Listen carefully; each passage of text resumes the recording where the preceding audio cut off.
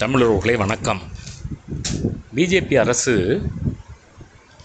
பச்சை மதவாத அரசாக செயல்பட்டு கொண்டிருக்கிறது.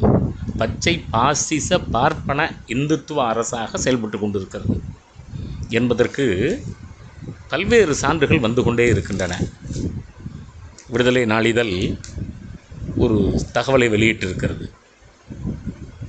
அஞ்சல் வில்லை என சொல்லப்படுகிற ஸ்டாம்பில் கூட இவர்கள் ராமாயண படத்தை பலவிதமாக வெளியிடுகிறார்கள்.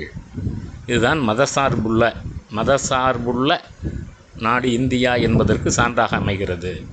நீங்கள் பல இஸ்லாமிய நாடுகள் மதசார்புள்ள நாடுகளாக இருக்கின்றன.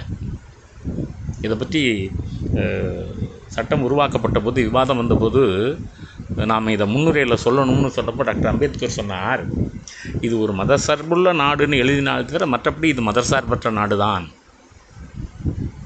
அழகாக அமைச்சர் ராஜா அவர்கள் பேசியிருக்கிறார்கள் அந்த வழக்கறிஞர்கள் போராட்டத்தில். நல்ல அற்புதமான உரை அந்த உரை. ஒவ்வொருவரும் படிக்க வேண்டிய உரை அந்த உரை. எப்படியெல்லாம் அன்றைக்கு மதசார்பற்ற தன்மை இங்கே இருந்திருக்கிறது அந்த 3 சட்டங்களை பற்றி பேசுகிற போது மிக அற்புதமாக குறிப்பிட்டிருக்கிறார். இவர்கள் ராஜதுரோகம்ங்கிற சட்டத்தை கொண்டு வந்து திலகரை கைது செய்த போது ஜின்னா தான் நீதிமன்றத்தில் அவருக்காக வாதாடினார். லண்டன் பிரிவியூ கவுன்சில் வரை போய் வாதாடியவர் ஜின்னா தான் என்பதையும் கூட அதில் அவர் மிக அற்புதமாக குறிப்பிட்டிருப்பார் நண்பர்களே. அதே போலவே இந்த நாடா அரசியல் அமைப்பா அரசியலை என வருகிற போது இந்திரா காந்தி அம்மையார் கூட அந்த சோஷியலி அந்த சமூக நிலை என்பது மட்டுமில்லை நண்பர்களே, செக்குலரிசம் இந்த ரெண்டையும் முன்னுரையில் அடிப்படை கட்டமைப்பு என சேர்த்தவருங்கிற கருத்தை கூட அவர் கூறியிருக்கிறார். அதையும் கூட நாம் நுட்பமாக கவனிக்கிறோம். அந்த வகையில் இந்த இவர்களுடைய ஆட்சி எவ்வளவு மோசமாக இருக்கிறது என்பதற்கு நாம் இன்னொரு சான்றையும் பார்க்கிறோம் நண்பர்களே. நீட் தேர்வு முறைகேடு. 2021 மருத்துவர்களாக வெற்றி பெற்ற 3 பேர் அவர்கள் பாட்னாவில் பீகார்லேருந்து எய்ம்ஸில் டெல்லியில் வேலை செய்கிறார்கள்.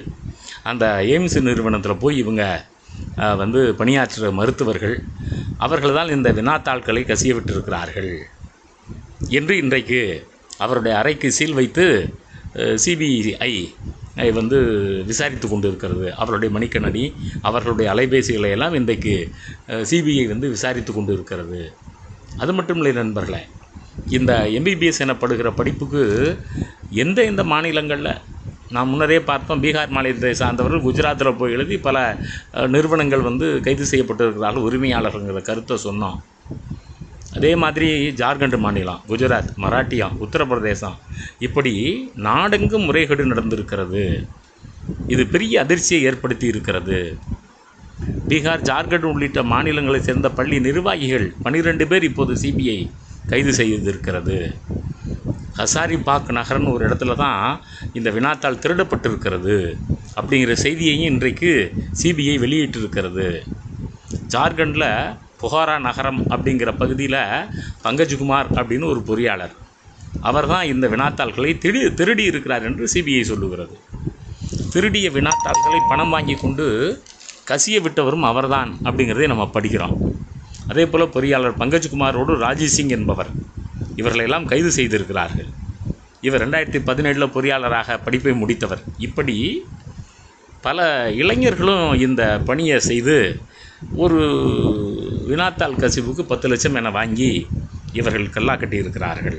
மொத்தத்தில் இந்த தேசிய தேர்வு முகமை என்பதே ஒரு கையால் ஆகாத சமூகத்தில் கிட்டத்தட்ட 25 லட்சம் பேரை ஏமாற்றி 1 லட்சம் பேருக்கு மட்டும்தான் இந்தியா பூரா வாய்ப்பு கிடைக்கிறது. அவர்களிடமும் பணத்தை பெற்றுக்கொண்டு இந்த மாதிரி இடங்களை அனுப்புவதை நாம் பார்க்குறோம். மொத்தத்தில் இந்த நீட் என்பது ஒழிக்கப்பட வேண்டும். அது ஒழிக்கப்பட்டால்தான் பழங்குடி, பட்டியலின, மிகவும் பிற்பட்ட, சீர்மரபின, பிற்பட்ட மக்களுக்கான வாழ்வாக இருக்க முடியும் என்பது புரிகிறது. நன்றி.